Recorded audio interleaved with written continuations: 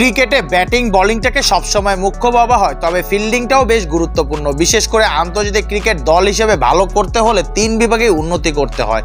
সম্প্রতি সময়ে ফিল্ডিংয়ে বাংলাদেশের উন্নতির ছাপ স্পষ্ট, যার প্রমাণ মিলেছে চলমান টি-20 বিশ্বকাপেও। চলমান এই আসরে ইতিমধ্যে গ্রুপ পর্ব শেষ হয়েছে, যেখানে মোট ম্যাচ অনুষ্ঠিত হয়েছে 40টি। গ্রুপ পর্ব শেষে দলগুলোর ক্যাচ নেওয়ার সাফল্যের হার প্রকাশ করেছে ইন্টারন্যাশনাল ক্রিকেট কাউন্সিল (আইসিসি), যে তালিকায় সবার উপরে নেদারল্যান্ডসের সঙ্গে যৌথভাবে আছে বাংলাদেশ। এই টুর্নামেন্টে এখন পর্যন্ত বাংলাদেশের বলাররা মোট 21 বার ক্যাচের সুযোগ তৈরি করেছে, যেখানে 20 বার তালুবন্দি করতে পেরেছে ফিল্ডাররা। মাত্র একবার ক্যাচের সুযোগ হাতছাড়া করেছে টাইগাররা। ফলে আসরে বাংলাদেশের ক্যাচ নেওয়ার সাফল্যের হার 95.2%। একই পরিসংখ্যান নেদারল্যান্ডসের ক্ষেত্রেও।